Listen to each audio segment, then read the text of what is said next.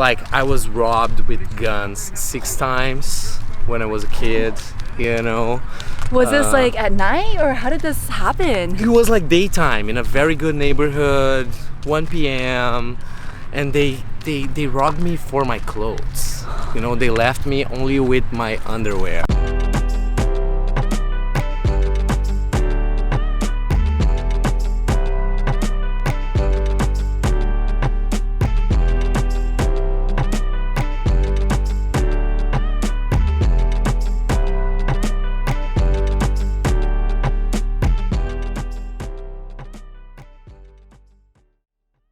What's up, guys? It's Celine from Sidewall Talk, and today we are with Ciszak. What's up, beautiful people? Let's go. Let's do it. So, what was it like growing up in Brazil? It was actually pretty crazy. I love Brazil, and with my family, I had a lot of good influences on music in general. It's a little bit challenging for sure. You know, it's I was always from the streets, you know, not from the streets, but I always liked to be on the streets at night, day. I always wanted to walk with my friends, smoke a lot of weed and all that kind of stuff, you know. But there's tricky parts.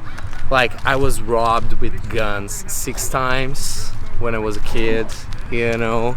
Was this like at night, or how did this happen? It was like daytime in a very good neighborhood, 1 p.m. and they robbed me for my clothes. You know, they left me only with my underwear, which is kind of insane. So it was 1 p.m. broad daylight. You were just walking around in your underwear. I was leaving school. Oh no! Super How crazy. old were you? Like 13 or 14. Wow, that is for sure a memorable experience. Yeah, that's the kind of stuff I will never forget. But what I miss about Brazil is I feel like we are a little bit more passionate about everything, you know. I kind of miss I don't know, sometimes the extra affection that we have. I love all Americans though, don't get me wrong. You love both Brazil and America. Yeah. And you might move back in the future. We never know. I don't know. I'm just like letting the universe take me, you know. And is your family still in Brazil? Yeah, my mom and my sister are still there. Do you get to visit them often, usually? Yeah, usually I do like 3 tours per year in Brazil, so I get to see my family, do a couple shows, so everything works fine. And they also come here visit me sometimes too. Oh, it's nice. What is the music scene like in Brazil? Electronic music or in general? Electronic. Electronic music is okay. So the parties there, they're way bigger than in US. You know, like clubs there, we have clubs for 10,000 people. So usually here you play for a crowd of 500 people. In there you play for 2,000 in a club. You know, so that's the crazy part. But we have like a bubble. The music there is a little bit different. They have like this style called Brazilian bass house, which is, I don't know, which is more like a tech house, but a little bit more aggressive, I would say. Is that where you would say your music influence came from Brazilian, I guess, bass house? A little bit, but not really. I feel like our Brazilian music in general has a different rhythm to it, so that's why I feel like all the Brazilian music producers have this different kind of vibe in their tracks, you know. And how old were you when you started producing? Producing around 18. Okay, and what got you into electronic music? Okay, so I used to, every time like a car passed by that was playing a music that I liked it a lot, I would spend 2 to 3 weeks looking for that track on internet, like crazy. Then a friend of mine put me into like a course to learn how to DJ, and I started playing psytrance. Oh. Yeah. Then a couple years later, I thought, okay, I think I'm ready to like try to make my own music, and that's how everything started. And you moved to America for music, I'm guessing? Yeah, but I came here just to stay 6 months. I wanted to do like a course of music production, but when I got here, Dirtybird signed one of my tracks. Wow. So then I was like, okay, I should stay. That's fast. Yeah, but I sent the track to Claude 6 months before I came to US. So it wasn't on purpose. Everything just happened. And here we are today. Magically, yeah. I sent, the first time I sent demos to Claude, I sent on a USB from Brazil on a box with a leather. I think he never even got it, you know, being honest. But I kept trying. I kept sending demos through their demo submission thing, and he didn't answer me. I came to US. When I was here, he answered saying that he wanted to sign, and then boom, everything happened. How many years have you been in the US now? Over 10 years? Five years. Oh, yeah, you're still young. Yeah, I'm 27. Oh, okay. But when I came, I was 21, 22. Wow. So And around that. did your family support you in your music? Yes, a lot. My sister is an artist too. She works with graphic stuff and clothes and everything like that. So yeah. What about your parents? My mom too. I lost my dad when I was 15. I feel like he wouldn't approve electronic music in the beginning, you know. But he was a musician before, so yeah. So it runs in the blood. Yeah, I think so. So tell me more about how you got into producing and the whole process. Like, were you doing this full time, or did you have another job on the side? I have marketing and publicity school, university. I mean, I did it in Brazil before I came, but I never actually got to work on that area. Because I started playing as a DJ when I was 16. Oh wow. So Were you I was playing already at clubs? Yeah. Even that I couldn't be on because I was a minor. I was playing it. So I wasn't making a lot of money. I would make like $70 for 5 hours playing. But I feel like every DJ has to go through that. You Start know? somewhere. Yeah, so I did a bunch of that and I always played. That was like my Wow. main job always. Tell me more about your process of producing, and who were your big influences at the time? Okay, so honestly, I always loved Pink Floyd just by the way in one track they could make you feel really happy or really sad. You know, the change of mood in the music is just something that fascinates me a lot. So it was always like an influence for me. In a way, they make people feel listening to that music. And then your process. Also, my process, I always do a beat. I start with a beat, then I try to make a vocal for it, write a vocal, then I make another track for that vocal.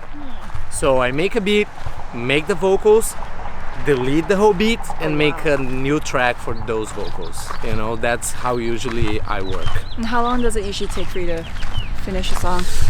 Depends. It can take a month, it can take 2 days. But I feel like the tracks that I really like that I made before, they took me like a month because I was never sure if it was good enough or blah blah blah.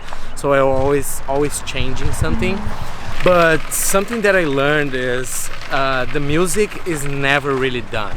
You know, you can always change something or add something or take off something. So what ends is the timing that you want to put in the track, you know, but the track itself, it's never done. And what type of challenges did you face as a producer? I believe I'm still facing it, you know, honestly. It's always hard because you're never certain about what's gonna happen with your life, you know. There's no security, I would say. But living from something that you love to do is just the most amazing feeling ever. Especially when you see people raging, listening to your music. This is the best feeling ever. So I wouldn't trade this for anything. What would you say are your upcoming projects? Because I know you've done a lot of EPs and a lot of top charts on Beatport. So what's next for you? Okay, so in 2020 we didn't release much music because of everything that happened.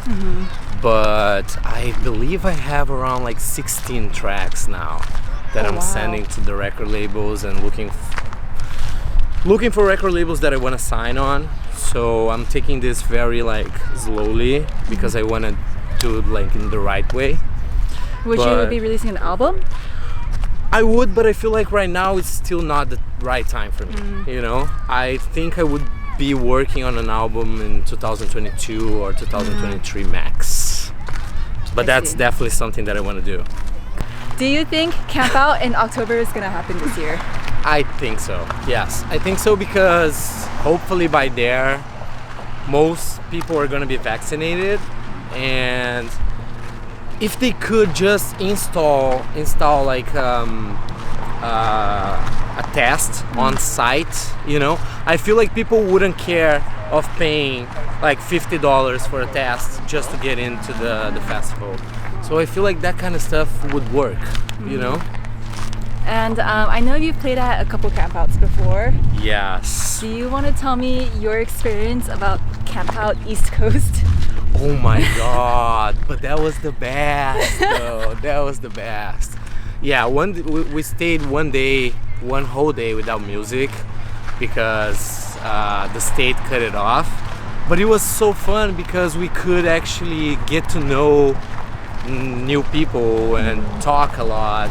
So it was a different experience for sure. I had a lot of fun. Were you stressed out during that time when the music was cut out, or how was that whole experience? Not really. I was just like having fun. I was just having fun. Of course, when I get to play on the next day, our set times were short. So I played only for 45 minutes. That was a bummer. But other than that, still amazing. I know there is another Brazilian producer in Dirtybird. There's Corti, there's DJ Glenn, obviously Bruno Furlan, which is one of my favorites. I mean, I'm friends with all of them. They're all amazing. Holt 88 is another one. So yeah, we have a few Brazilians. I feel like 30% of the Dirtybird community fans are from Brazil. Oh wow. Yeah. And Claude, sometimes he says that he gets 50% of the demos are from Brazil. Oh, interesting. So there is a big fan base of Dirtybird in Brazil, sending out demos from Brazil. It's huge. It wasn't like that 4 years ago when I started on Dirtybird. Yeah. But it kept growing and growing and growing. Have you played for Dirtybird in Brazil? Not really. They did a couple events there before, but it was very early Dirtybird for me, you know, so I never been to one. I believe they did like 2 or 3 different events there, and they were supposed to do another one in 2020, but they had to cancel because you guys already know. COVID. Got it. Okay. COVID.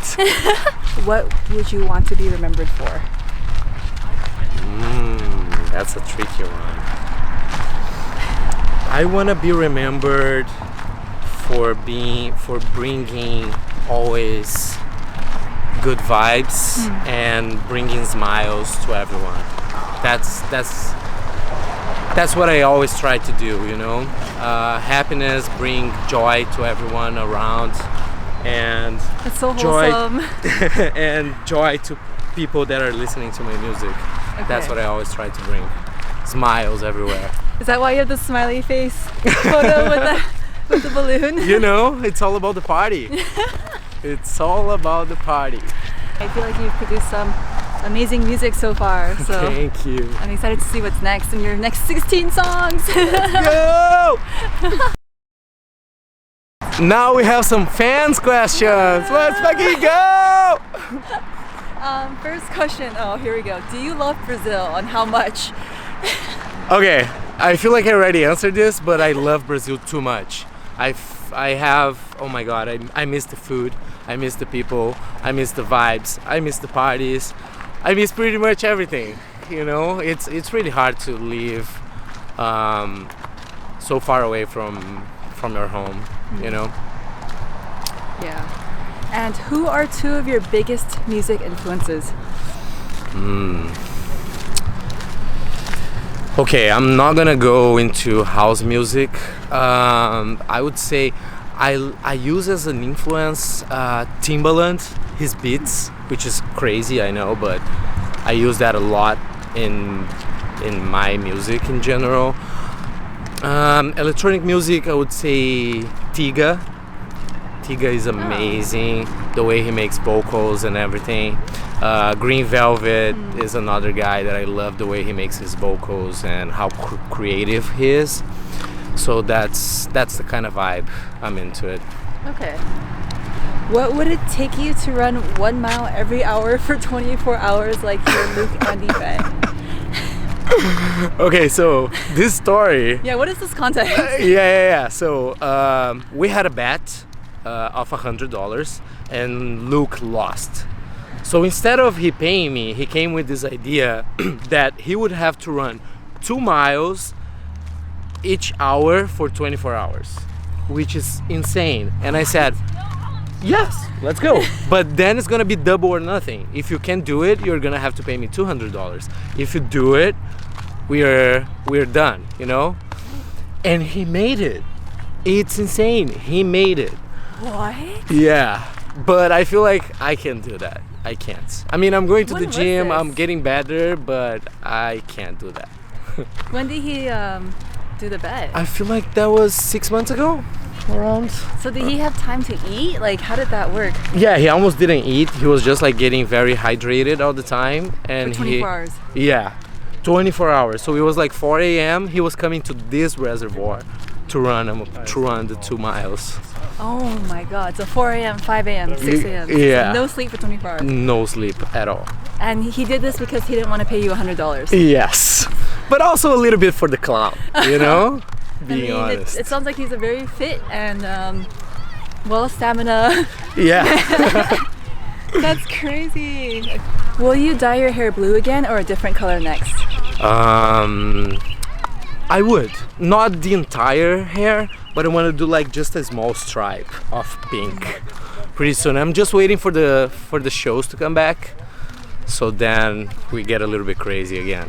And how many tattoos do you have? Oh, I don't really know. It's a lot. I would say like past 20.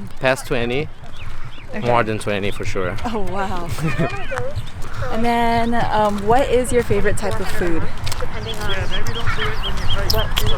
I really like meat, you know. Ooh. Barbecue. Brazilian barbecue, yeah. Brazilian barbecue would be my favorite for sure. Wow. Okay, this is one of my personal favorite questions to ask. Who are some of your favorite up-and-coming artists?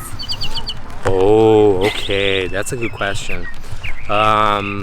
There's a duo called Arnold and Lane. I feel like they're gonna be huge. Their music is just amazing. Luke Andy is another guy that I would say that he's gonna be huge too, because the energy he brings to wherever the place he goes, he brings that great energy, you know. So on the stage, this is very important, and I feel like he's a pretty big candidate. Actually interviewing Arnold and Lane in a couple days, so oh, really? stay Nice. tuned for that. Let's go! And what are 3 words to describe yourself?